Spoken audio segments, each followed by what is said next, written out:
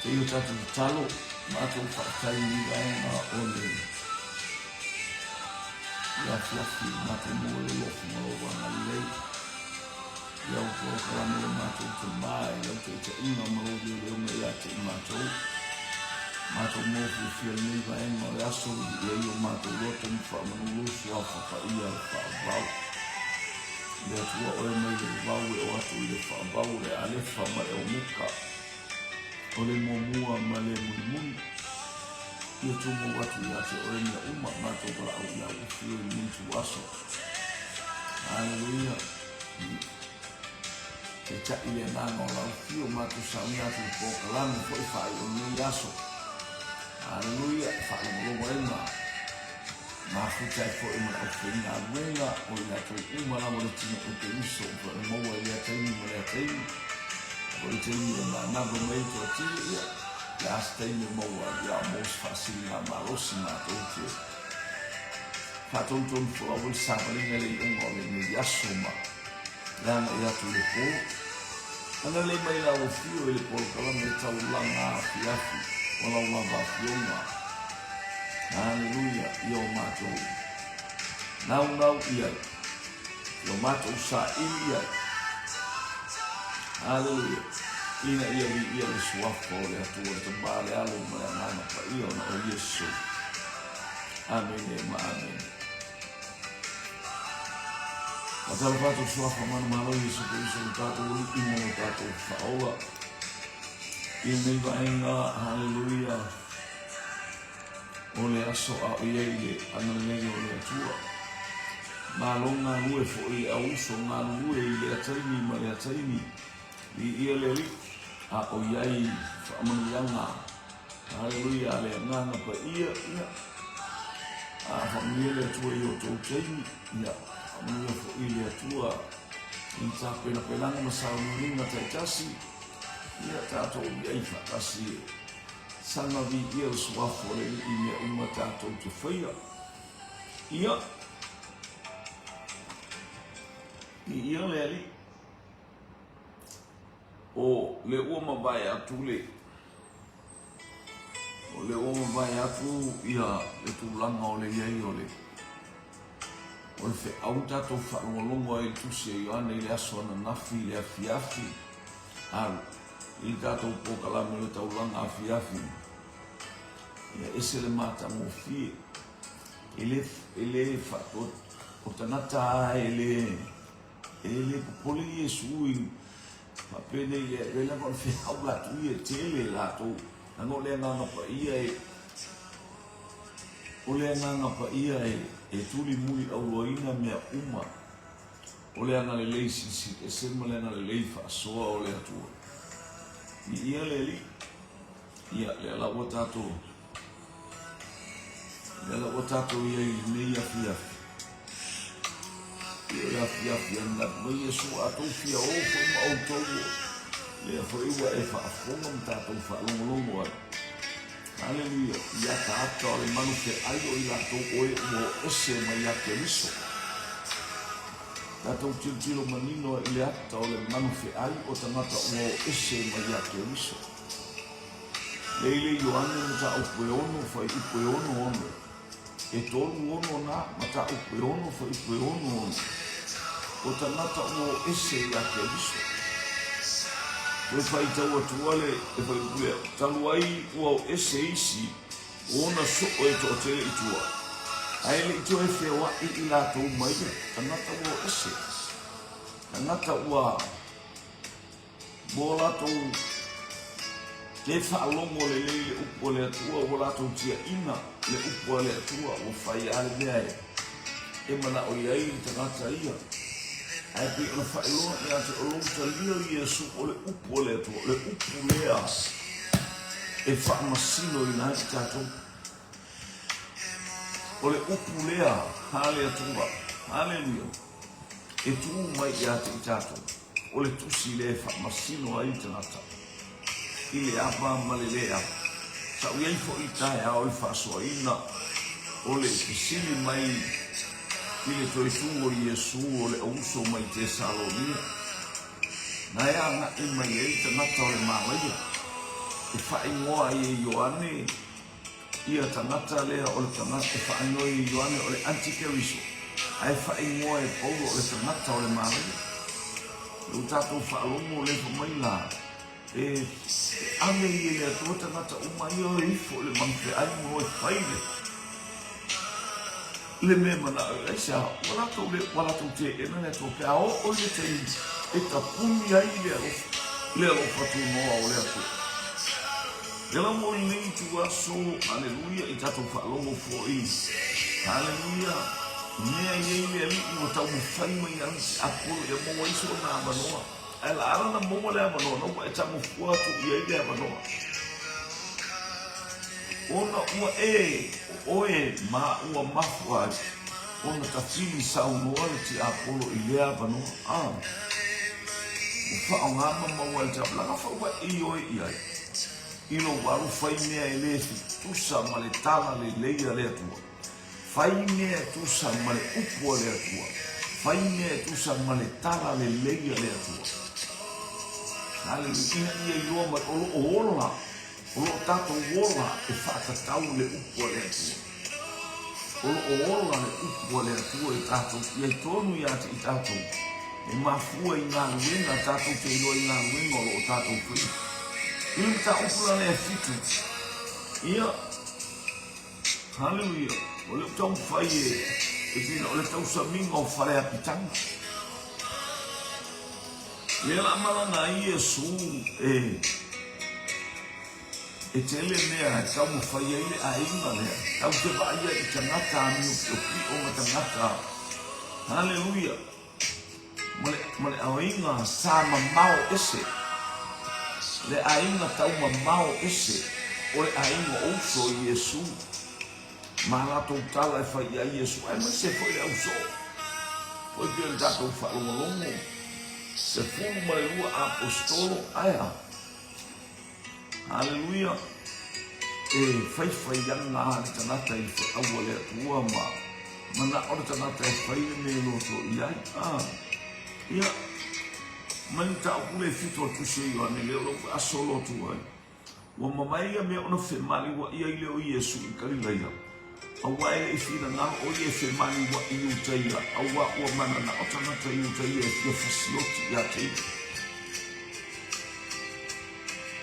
Haleluia. Ua lea na i atuna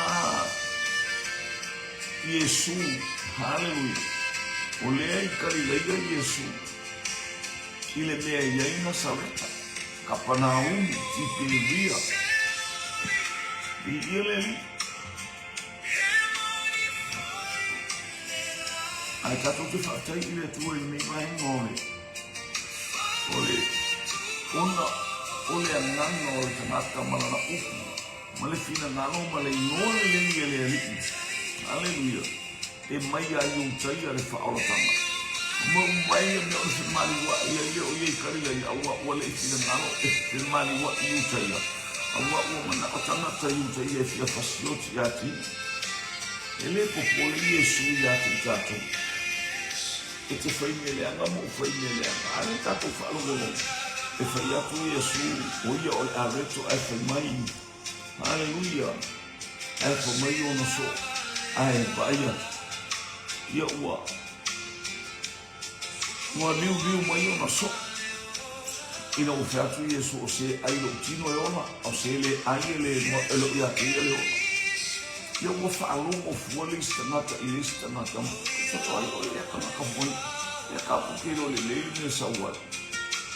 Ana le aka moi lo makimo e whaafena ai lo na tino. O tala noa Yesu i le tunilo whaale angana.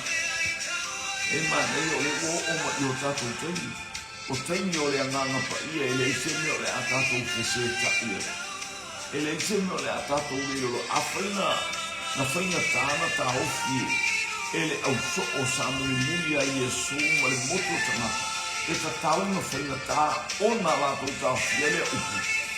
Haleluia. Ale ailo utino ele ona. E sa ole leia o tato o tato la ngona mo tato la ngona pe a tato wapa aile tino. Ele te kauli ele pālei.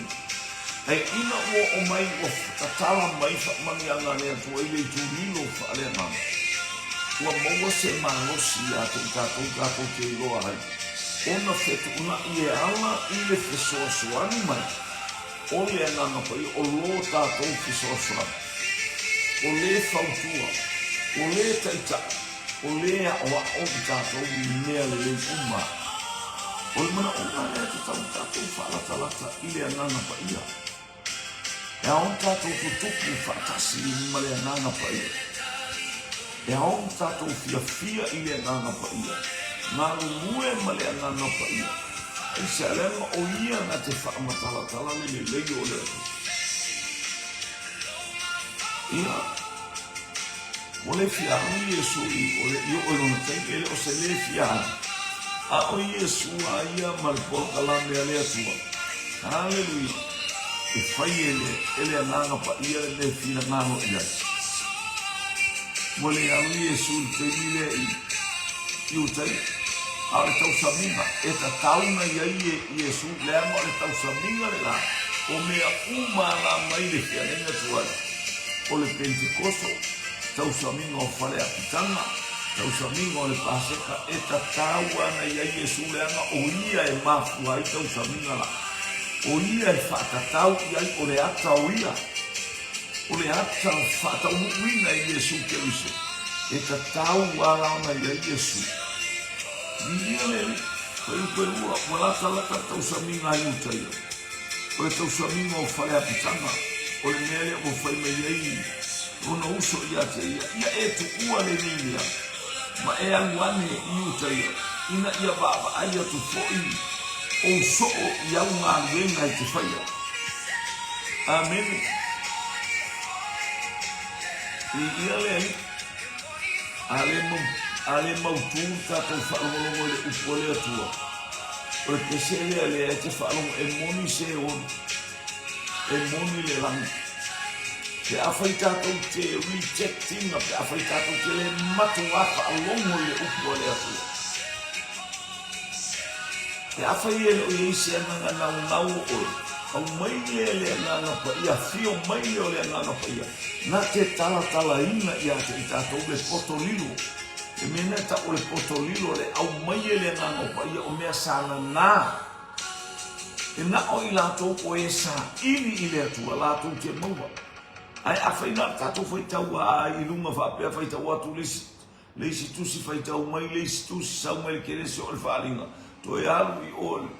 I le kenese to e sautau le whaalinga. To e alu i kenese sautau le whaalinga. O la e ka koke. O la tatou ilunga le levo ilunga.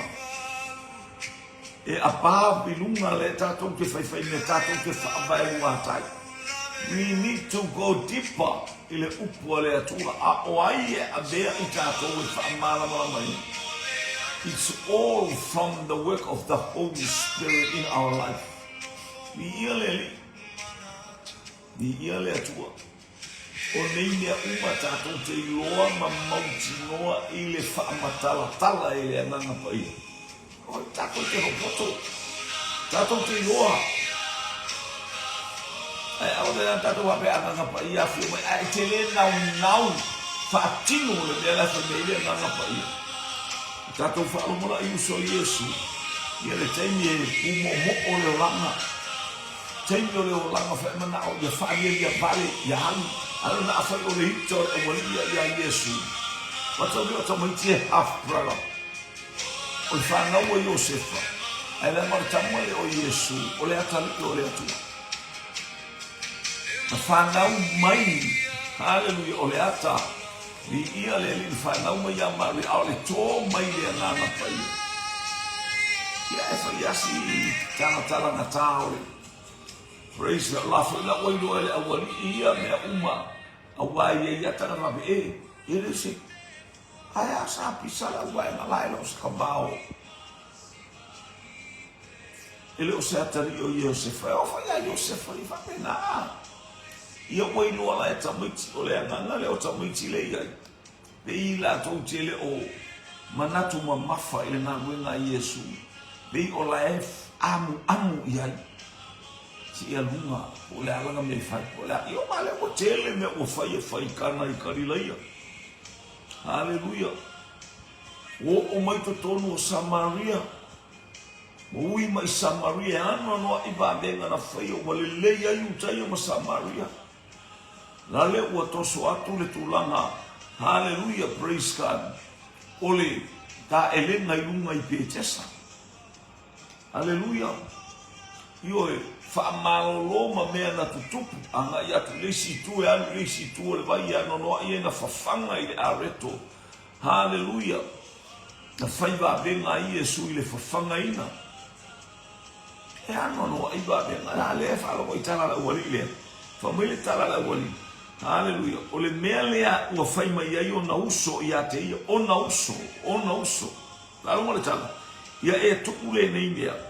Ma e angwane i utaia. Fa mai kaunga au ngai haru i ukaia ele kaunga ingofo inge i kalai.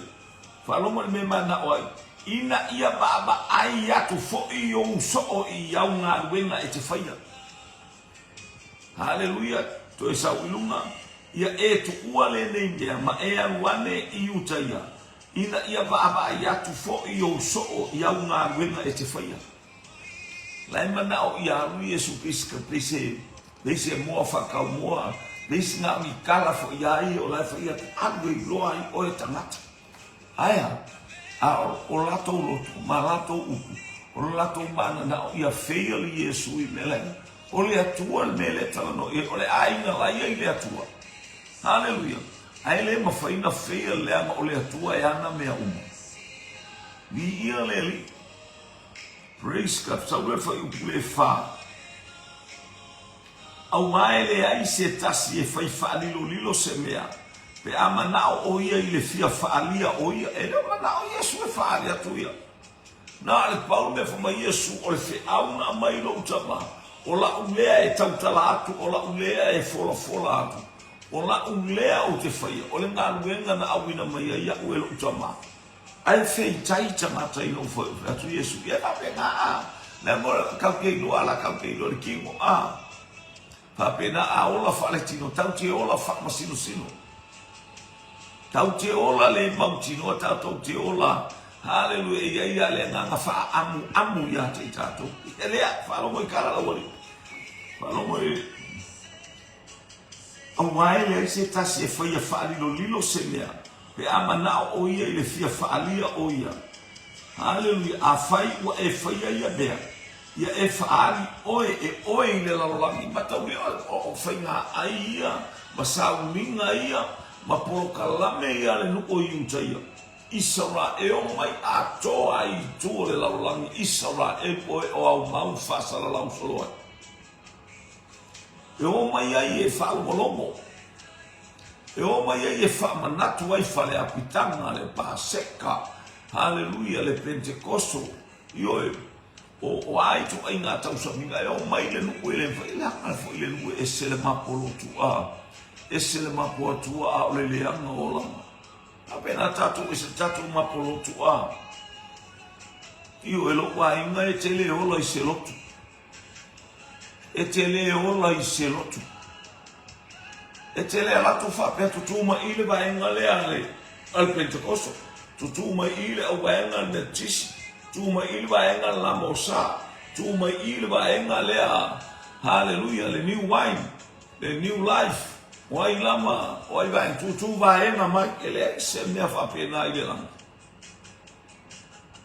Ele ai mase ekalesia e sitia ele atua, pauale ekalesia, e fia va adia ile atua, o oe, o au, o le tangata na maliu ailo na alo pele, matalo na loto matana na sala i le toto re tamai mamoe o Yesu Keriso. Ele ni whaali ngā loto. Me vaile me o lailo wa ngangama eilo aina. Hallelujah, lai mautu i ai lo o langa vava i atu. Hallelujah, i uine whitaia i matinga. E file mua lo loto. E fia lo tangata e whalongo o eisia. Le ano le tala le a Yesu. E o mai whaina tā mapuapua ngā. Taua mamisa. Fe ai ngai. A inga. E le ngata fo i lea o uso ma tua whawhini. Ia le lio lea e o lea menge i waikau. Praise. Ma taimi ua tātou ia ileanga ua tātou samalia le taimi o le ipunga.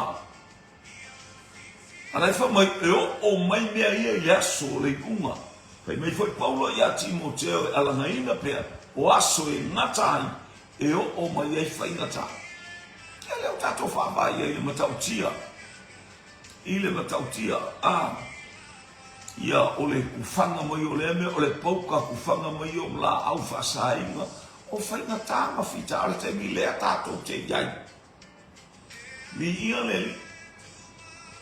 O lona winga o lai whai mai e tupu ne mea o mai ese o kupu ia kaku. Ungorea. Ona o mea tātou te tau ma mawha mo tātou a aiai. E te alatoa e fō ma e tau mai o mea ai, o mea ai, o mea ai, o mea ai. Sau le mea ai, whaasa mea ai. Aisea, wa tātou iai i le meka o le pollution, o le pollute, ua whilo ngia mea uma tātou te ua. Ua le manuia. Ua ne nefu mea uma le teno, ua nefu le teno le kako ke iai. Ia lele. Whalonga i uso Yesu, o le mana onga o uso Yesu, ia aru Yesu. Ina ia whahali atu ia i tangata mababa, ai ona soo ia na mea ia whai. A wai ta tau pe afia tau ta ua ma fia whaalia. E lo nganga o Yesu e whaali. Te lo le winga nale tiro, e mana o e whaalia lia vale. E mana o e alu e whailo atu o ia lai la unga atu i fia. E mana o e la atu i fia o ia lai whai atua lea mea. E mana o e alu i fia o ia lai whatinoa lea vaenga. Haleluia o sauringa ma mea uma whapea po se ase po potonga se nuku po se ai. E wapena. Haleluia mana o lai alu Yesu pe ia o lai talanoa le uali ia. Talanoa le malamalama. Talanoa pongi sa o le talanoa o le tanata ola le tino. Ai ola le tino. Se oli lo kaungunga. A e ola i le tino, se oli lo taunga. Haleluia, le tātou te ola le tino. E whamai Paulo, mātou te sawa wale tino, e mātou te le tau wha le tino. Mātou te tau wha le anganga. A upenga o mātou nei taua. E le wha le tino e wha le anganga. Vai lai. E le malama le tino i le mele kau, le e fola. Ue lima, a wā ona uso foi. La tau te le itali tonu i ate ia wai whanonga le bea. E iei le lile o Iakopo le tusia James, tusia Iakopo. Le ile tuspaia, le umaloa tusia Filemoni e peru Iakopo. Tusia Iakopo le ta ole apostolo o Iakopo. Ole uso mo ia Yesu ma yuta lai umalo yuta tusia whalinga. O uso na o Yesu le ia ilmele. Le lu ia Yesu mo fa ia Yesu e laisa la ko manga o fa se ia be mo ia me ia fa pe na e no mo we se nganga le ai na se nganga male pe la la ola el tino la fa pe ia la tu ta vale ai ala tu se pe ai la kulipi o ai la no le tala no ole atua le no iso se me ai le atua. Hallelujah. E fata uina mea uma i le silisili ese o le mana whaiwa venga ole atua yala ia Yesu Keriso. Waalonga le tala, a wā ona uso foi, la tau tele itali tonu i a te ia, le tana talea. O Iakopo le whaia le tala, o Yuta le whaia tala ia, e iei o iso la tau uso i ose, aleluia, e iei o la tau tua whawhine, vi aleli. Ai whaftai i le atua Whaftai i le atua o le maliwa Yesu Keriso. Haleluia, male toi tū manu malo wa whaapupula ina i mata o le lalolangi pongi sa i le nata i ayamai oi, o lea ke pongi sa. Lea tātou te pongi sa. O i tātou o ni tangata o whaamanu yanga e le i releasinga i ai le melena. Lea nga au mai e lea tua. Hallelujah. Lea nfa mai Yesu e maua o tau le mana receive the power and authority. E maua o tau le mana you receive the power when the Holy Spirit come down. Awina mai le nganga pa ia. A fio mai le nganga pa ia ilunga. Hallelujah, ya te outou. E maua e outou le mana. Kau ke maua le mana. O mea tatou sa tatou ia ilotu. Ele mi mana. Ale mele u tatou. Kwa whaina e whai atu. Hallelujah, malo lo le mai. Tu mai te ngata oti. Ioi. Le lalo langi o kanga kafe hoki la i o kafkafa. Ka e mo ia la e sa vali bai a mana vale ea. E nga mea hoki la e o lai. E te vai atua I mata le oti. Aia, o le upu le ale atua le te tala noa iai. E toi tua I le ola. E toi tua I le ola. Toi fuata ina. Le tangata sa oti. E toi fai ai ana filifilinga. E fai ai ona mana tunga. Hallelujah. Ina ia, talia Yesu e fai mali I mawhaola I le ola. Tele tangata e. Tele tangata e. E fi nau I lea tala talia Yesu e fai mali I mawhaola I le olanga. Loa inga. Hallelujah. Wa tatou I loa Yesu e whapena umatanga tena latou I loa le atua. I loa le taita inga mai o le nui ai kupito. Ai na ola whaavale valea la vale whapena I tatou. Bala au profeta ai no fo fasioti profeta. E o fo ile te ino Yesu ke wiso. E o lava I ona so o ele malama se isi le tele o mea. Ana le a fio I fo le nganga pa ia. Le tala tuspa e tau fa yo le au so. Wa o apostolo e tofu le mea ma le mea na tangata vale inai. Na oti ai fa maturo ele ai mase apostolo ele ioti fa maturo.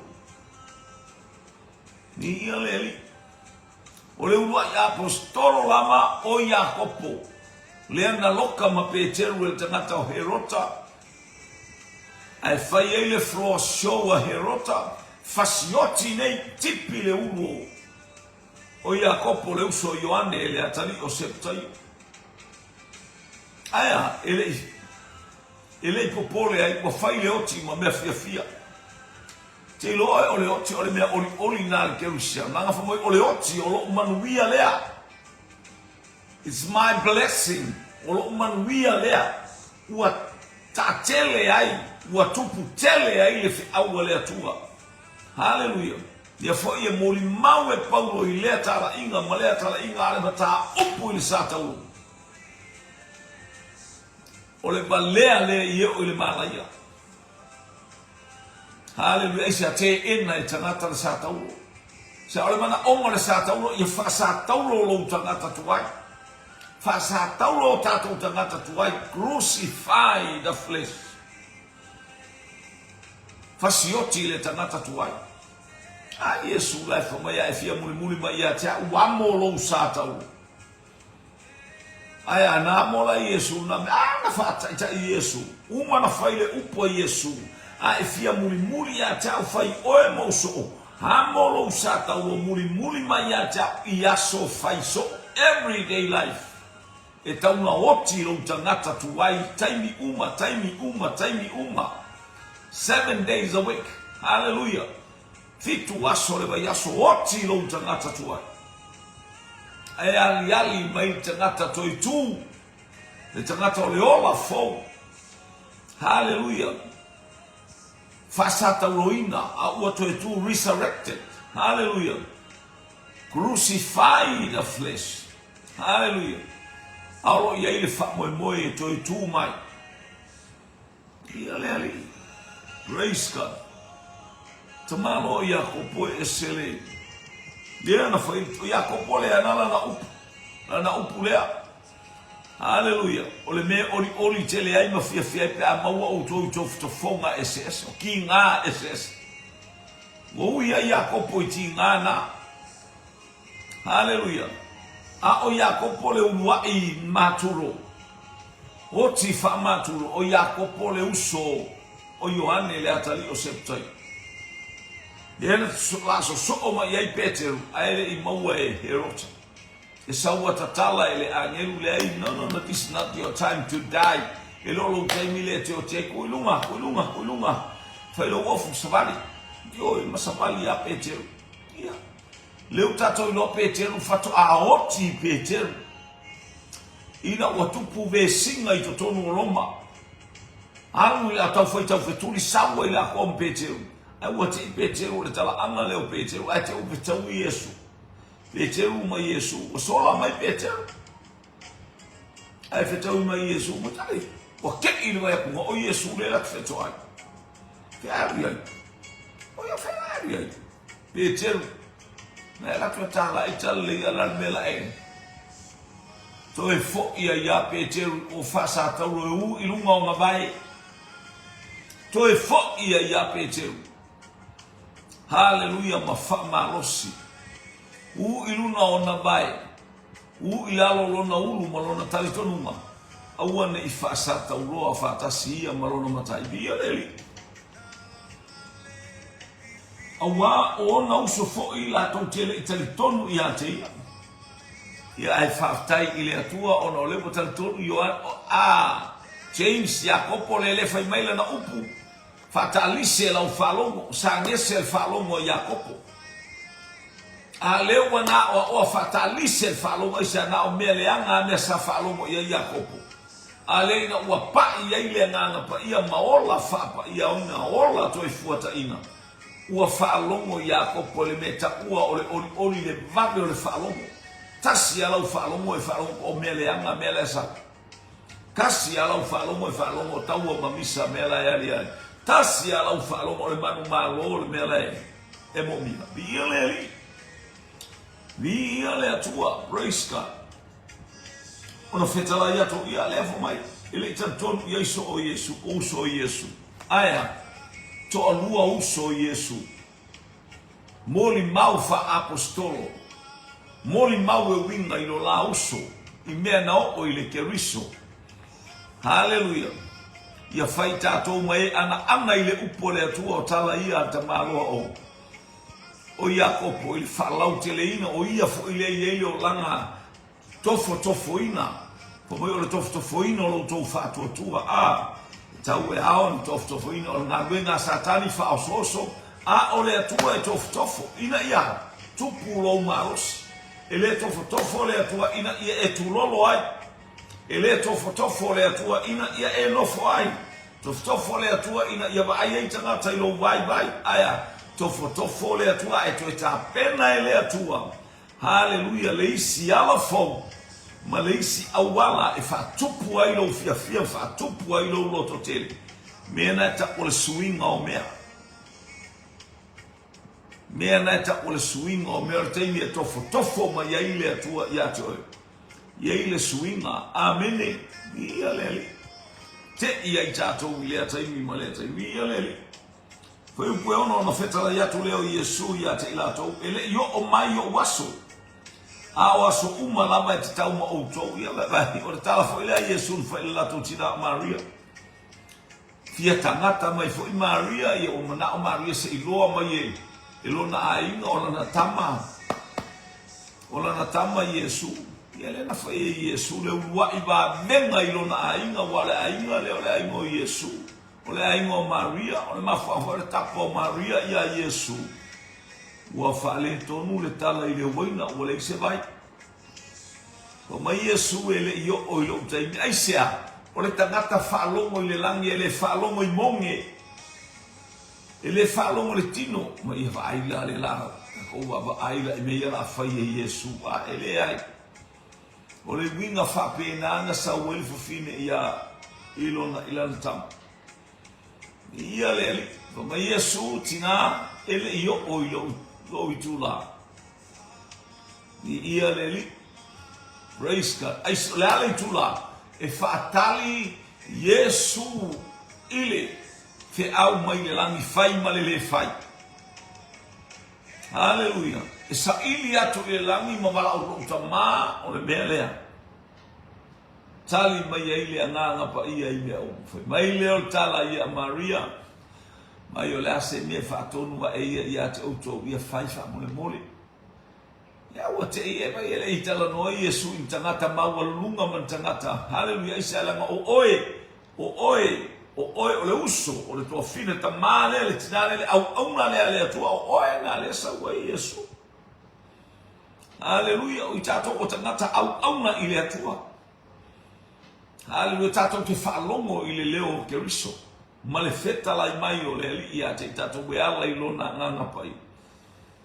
O le au na le o failo Yesu le falia in tangata poto. Haleluya le falia in tangata mawalunga man aya faalia te oe le tangata au na sila fia ina ia fatupulo o mea uma te ole atua ile atua i lau au nanga tali mai le atua e atili e marosi ai e atili e fia ai e atili fa mautuina ai lau savalinga fale na ia lau fai mai e lau me fai mai e ia mai na paula me na fai tau mai tangata i tua to a mele tano fie fa atumu tato vai maana e onu fa atumu vai pro ke leo vai ola la uia ameni la uia ile vai atu no Yesu ia asulo ma ave ye uma o te ole beba tautia ele ai ele o loangi kanaka mawalunga popoko aka mamai fai longa elo le au fai longa mele kupui aya na ole tangata tautua le tangata au na o oe polonga ai te matau ile atua. Haleluya oe tangata au na e te fai mea faro molongo ile nganga pa ile le wa e tilo wali waina le vai ua asu atu le vai ua tofu le vai e makaukia e matautia o le waina pito i le leia le na amata ile tali suang a le watu le waina le ua pasi atu mai le fufonga o keriso le ua fatonu e keriso pasi lole a fa mai la no mua mai ile waina o mea uma e mua mai le waina le e muri mai le waina le anga ai sa fa pe le waina le anga e watu alo ale mua atu le waina haleluya ale muri atu le waina matua e muri le waina le anga le anga so sisi ya wai o ngalo e hanga fa solo ako me na e fa tau sama minga o ama nei vai te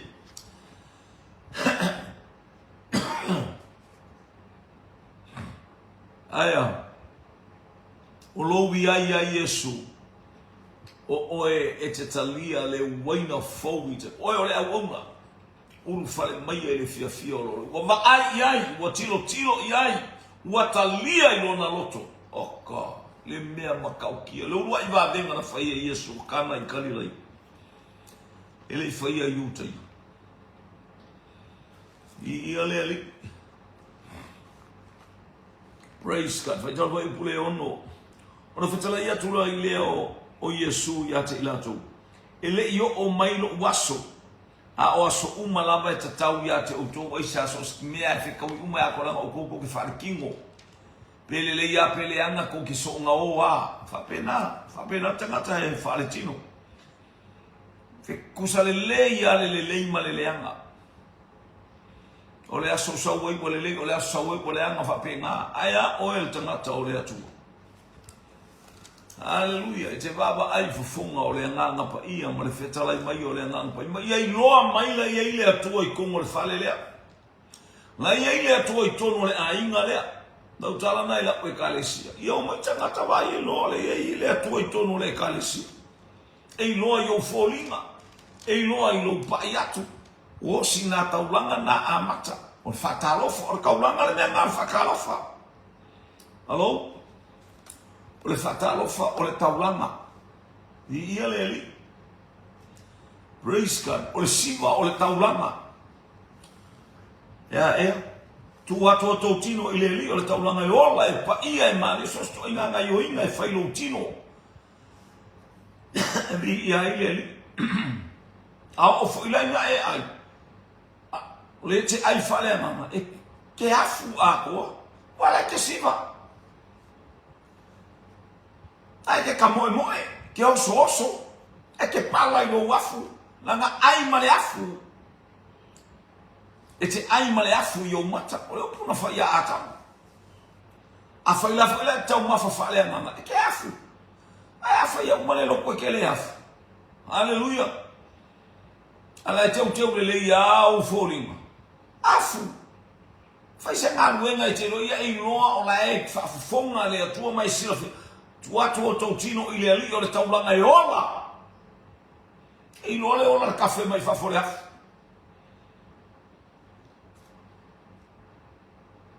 A alu ngeila e siva i mo meo siva fo i a io. Po fia ma oka. A lewa e sau te siva i le atua. Le anga ele o maua sau kupe ele o maua ko. Ele o ilo mo mai oe kanaka a. Hallelujah. Ia lele. Ele leile atua i te imi umanaka. Praise God. Hallelujah.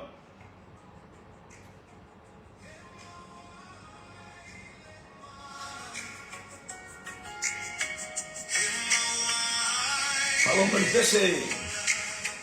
Foi me falou me pese to ba ai no falou. Sua foi Yesu e ele manda. Whatever time that you mention the name of Jesus, Satan out. So you rebuke the demon spirit out in the name of Jesus. Ele manda. Le pese ma ele. No wailone e Yakopo, wailone e Yuta ma Yakopo, ke teimi na ua o ai e muli, woti lo la uso alevo continually e la ua le ngā wena. La le ua o, Yakopo le na whai ma pou tū o le ngā wena le atua. Whaalo alo ia i o le au apostolo. Ui na o Peteru na tuki ei kima mea umai whai Peteru, Yakopo, o oe te nofo oe o le pou tū. Tende mato teo, ia mato teo mai atau mai ate oe. O oe, e wako ai whako uma, e se mai nai o le meo le ola whale nganga a. O Peteru na tu iai whato lunga, ai whamai pira, o James, mo fo oe whea mako ke o mau teo mai pa waku le whe au, ia sau ia te oe me te manatu iai, pei ua uru ia kopo i le au so. Se mai nai a, o le ola whapa ia ina, ma le ola whale nganga. O le ola pulu nau po tala tuspa ia i pe ona nau.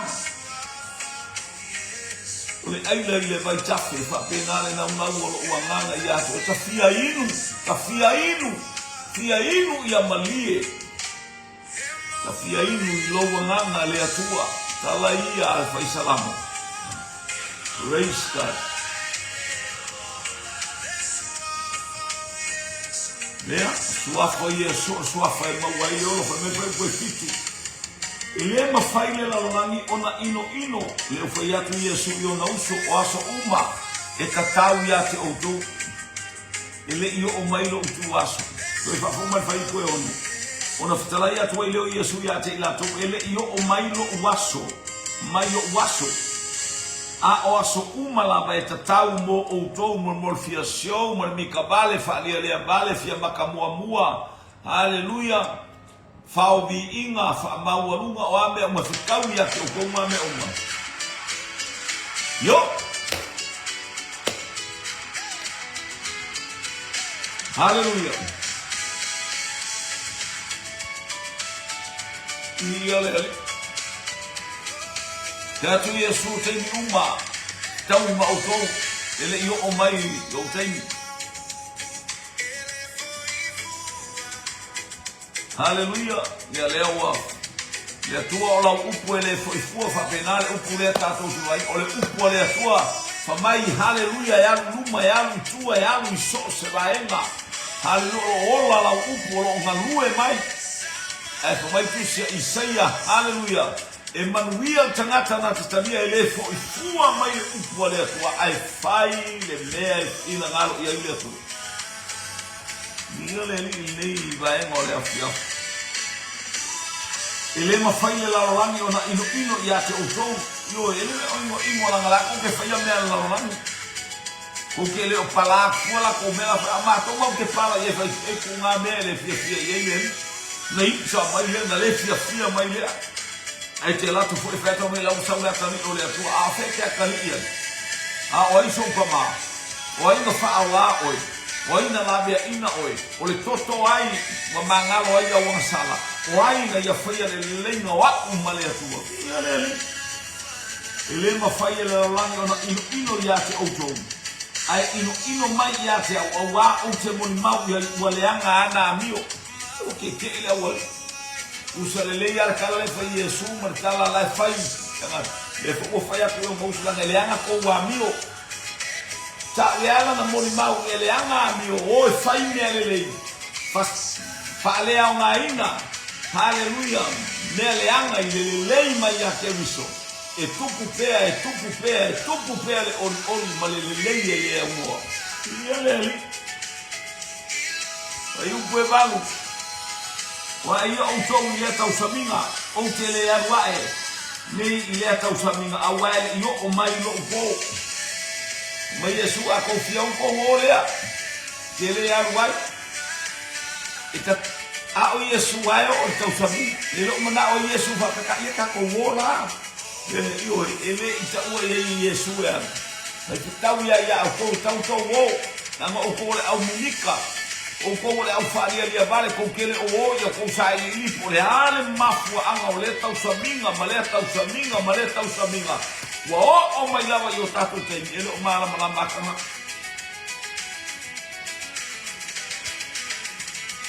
mo o mai nei tai yo ta ele o mala tana ia le praise God. Ai ate o ai o tau i tau saminga o te lea wa e nei lea tau saminga a wa e yo o mai o po o tau te io se kai miro ki arua i la mea ala ta pena Yesu ele amu se faria lia vale pe fanene vale wa a o ma o so ia ba ai e roa mai e te ia au mai ngao o mai Tyson i totono le mai a te o la mai o Joseph Paka pa aliali mai so ga emiki teni kai mai e ka o mai tanga fusu baba ayatu le mai tai o tai yo e watu fa pena fa vivi yo ala ele le ale o langa au mai o tai mawana tupe mawana taleni mai le atua e file mu fo yo na o langa e usta i lo na tama ala ele no ai tai o langa mi mika la le mi mika o ka ko ke mi mika ko en ka ke usu o ka pa e tai ka pasasa i lo ko tai ele ai no matai ele uso matai haleluya le so tanga ia le beiba o ia feta la ia tu ia mea ya te ia tu o no fo pe o ia i kanila ia no ele fale Jesus o nada se está usamina haleluya ese el mandia o lo wola falo mo le me feta la meia nganga pa ia ese el mandia o tato wola baba ia tu ia nganga pa ia malona feta la mai ia te tato i te umo lo so i fua mo tato wola tato tu ai faile mea malea mo e ale faise mea uno lo fa pe ia tato uai o pe tato uai lo ai na tato ua o matua ia le faile lo to mama le lo to sa ina ia so se me faile lo to mama le lo to sa e vi ia ai a failo manao ina ia yo lo ai o la te mana e vi lo ai ia vi lo ai na o ese haleluya male tua o le tato ke fane ne mo tato inatu ia te ia me uma wa e o no so o no mali wa ele o ia ele tau saminga ele i faali ai te sei o faali lo lilo na wa o no so ai wa tu foi Yesu ia amo na Lana ia tanga me po na lava ia uia ku lesi awala ile faalia ile awala vai ala na ofa tasi o semtai ela na ofa tasi tangata munole o langa femitai ilo falgoloma o ile topo le alme la fai falgoloma o ile topo le alme la fataunu falgoloma ile topo le alme fai le yaso falgoloma ile tua o le ale haleluya le por kalame ni ia le tua mole e kale sia ia le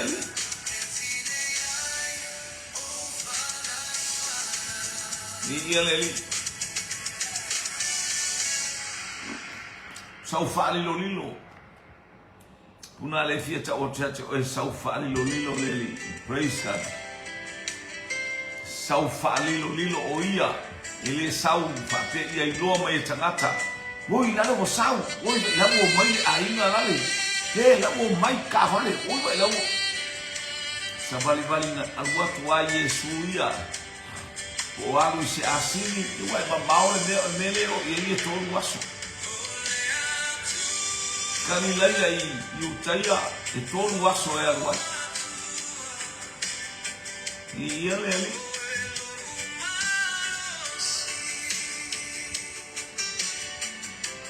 Wa e ona uso ona mali wa ele o ia i tausamina ele i faa ia ati se i wa faa lilo lilo ona tausa ia ia o utaia ia te ia ile tausamina wa faa pea oi fea o iai o ia ia le katou faa longo i le tele ia vai la mea kongwarenga mga ola ualia ia sauia supo le alanga mea faitanga kape alanga maria ele i feta lai ele i fina ngalo le atua e o se lima o stangata leanga haleluya ele o se lima pala ilo natali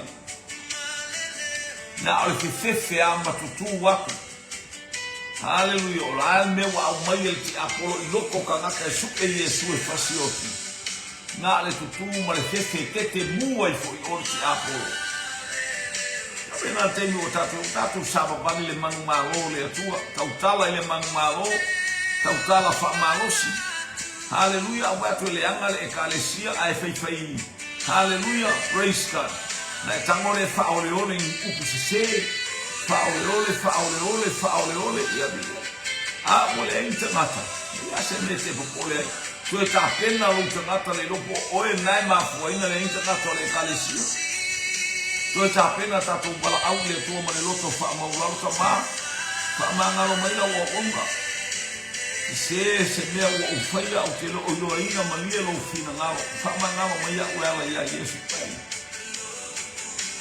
o e sa ia le o fua mai fa to anga mai o fua mai lima se la o ta iono se la a ta iono sfumisi ta se la wisi e ta lima se la wisi Fabena nga wenga le tua, fabena una fua. Haleluya. E te sau le lima se laulo wala awina o iaile le marosi o lautala ima. E mawhaina o iaile fa moe moe.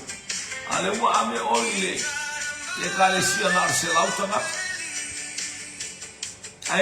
Aele ngata ingalu marosi. E tupu ale e kalesia na te iai. Danga ele so wala awina se lau. O lo wala awina e lima se lau. E alu ale kalesia.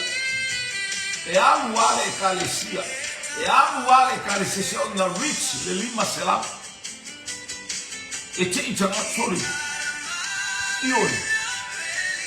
A fai e te alu e latu e nofo ele kalesia e lima se lau tangata. A lo wala awina na le tolu se furu tangata.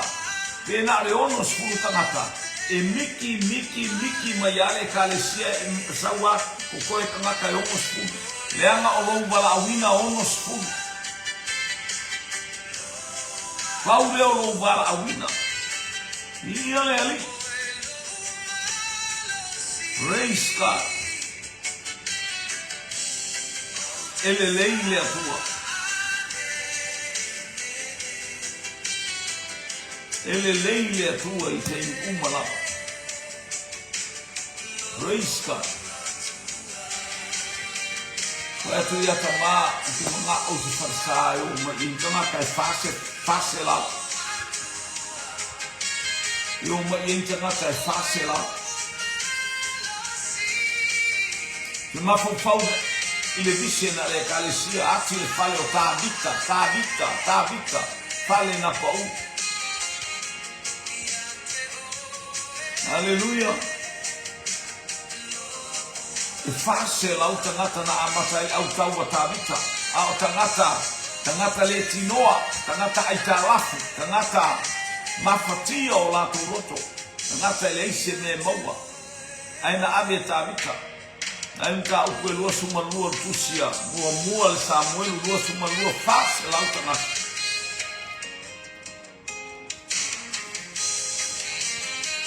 sala fo ya fatia tama mo se fas la utanga lo ainga ta ile to peno fatia to afele lo wala wina le tu puale pala wina ia e tu puale kalesia ia le tua Fati ate oi praise God. Nei poka la meta to ke ai. Ele na se fase la mata. E uma le vai aso. Hallelujah. E nei poka la me o la uma pele upole tua la uma pele. O ba tu lunga te se furu afe ta ilua furu afe. Uma tu le masina. Ia.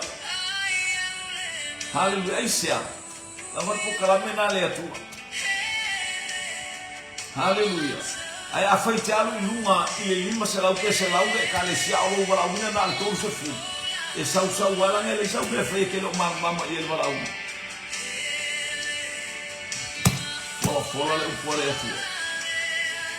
Pai ele ngana pa ile me fina ngalo ile ngana pa ile. Sau le tangata wai mai le atu ile mai sis. O selo, ele o selo. Aya, alanga le upu o le atua, le upu o le manu malo, o le upu o le toi fuata, ina o loto tama. Aleluia. Idia le. Ima manu le atua, ma sili ese le atua. Praise God.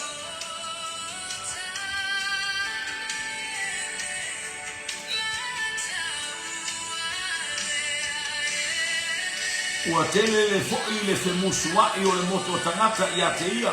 Ua pea misi o le tangata le lei o ia. Tore la tu Yesu o le kausu'e ka aka po fea Yesu.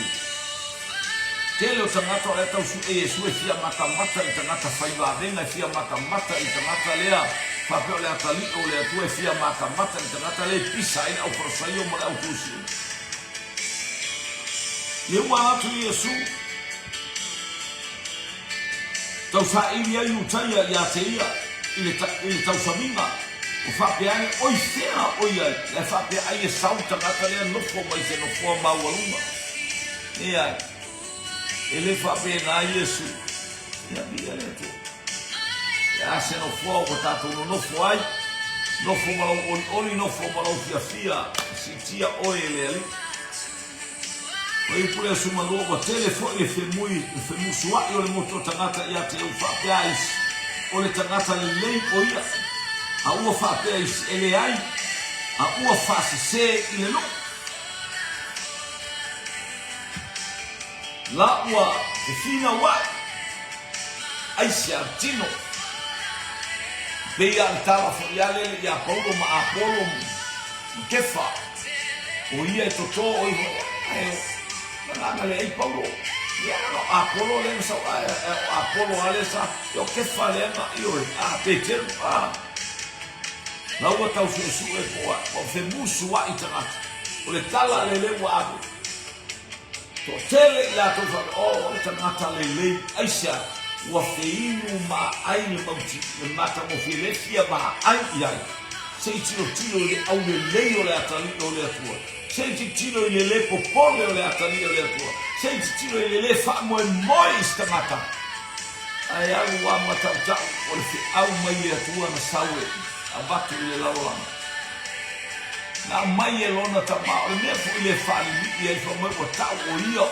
o lo o ia o lo nata o i ta fatasi la ua male tu o lo ta male tu o vai me ai kai kama ia poko lo ali ia fia ka ko poko lo tato ta ma fa fatasi le tu o lo tato ta ma a o iai le tu la o iai le taimi iai lo tato wa noa tato sa ile tu ai mo tato fa pe tu o tato ta male tu Haleluia o ia o lo tato ta ma na te whatonu tonu wholau mai o tātou vai ma lo tātou vai. Ai ngā lea tua nei vai ngā lea whia. Ni ia lea. O ia i lea tua lea la whatasima oe mai tātou. Praise God. Ia ia ngare lei o lea tua. Iesu le wanga i mai. E leo sau Iesu e whaali. Praise God. Hallelujah. Ia vi ia. A ia ni ia no ka ma olena awina mai fa pena I tatou e leo I tatou ni au na se ekalesia e leo I tatou ni au na se tangata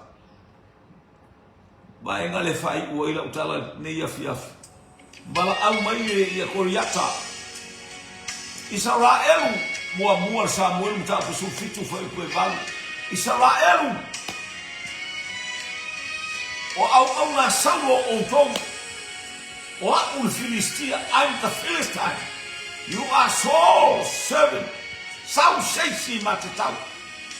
Le o tamor ti Apollo fa ingole no o le tua au na Saul.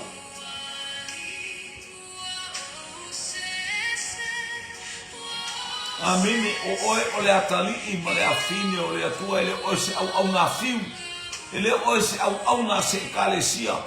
O le au na le atua. Hallelujah. O te alu ma e kleininga. O le noku wale o le kalesia. Alu e klein o le au na le atua. Hallelujah. E te tautua I le atua. Ni ia lele. E te whamanui suafa o lele I teimi o. Ma whaangere whewhi o Israel. Nanga wala au mai. O tongo au ngā saulo wale whapea mai. O tongo le au ngā lea tua na au mai e lea tua mai ai kupito. Le ai masanea. Aro e se kala ki Apollo. Ma ngāre ki Apollo e kau mai. Se I whamimika saulo. Whamimika la kovia ai le ai masanea la kovia mawhai. Ma a tango lea tua ma whewhi leo ki Apollo. A la wala mai o au ngā saulo o tongo. Ele o se au ngā fiu. O I tātou au ngā lea tua. Tātou mai mare nganga wha maurala au ngā tau tua I lo tātou atua. Ma ia wha maruina le suafo I oba lea tua e wha. Ma ia le tua nei vai ngā lea fia. Le wanga I mai Iesu. Hallelujah. Le la tātou tintiro. Mea tutupu. Hallelujah. Ma le whae o atu e Iesu lana la unga I lunga o Israel uma mai utaia ma le matu o tangata. Whae lo atu o ia o le vai o le ola. Hallelujah. Ai mo mia le tangata le whatu atua. Ana leia li I taise atu lo sui fua I aso atai au. Ia au ia mo nei lampo kalame. Whaatai tatalo. Ia whaatai whaitaro sanga. Whaatai anapongi. Tātai fo ilo tau ta ua le ngoa au ngā ia ia le I mea umalama. Tātou talo whaatasi mo si o tātou watunuu. Ia ulu ma tā whalau whaamuyanga le atua. Aluma le afi, aluma le manga le fi. Aluma le atua. I so o se taimi. Ona o Iesu. Amen, amen, amen. To God be the glory forever and ever. Amen. Lau o onga tautua ia te oe mele nganga whaamauaralo. Ona o Iesu. Amen, amen, amen.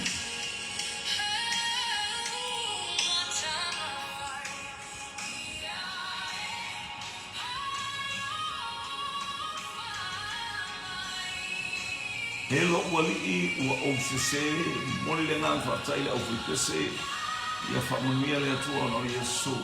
Amen.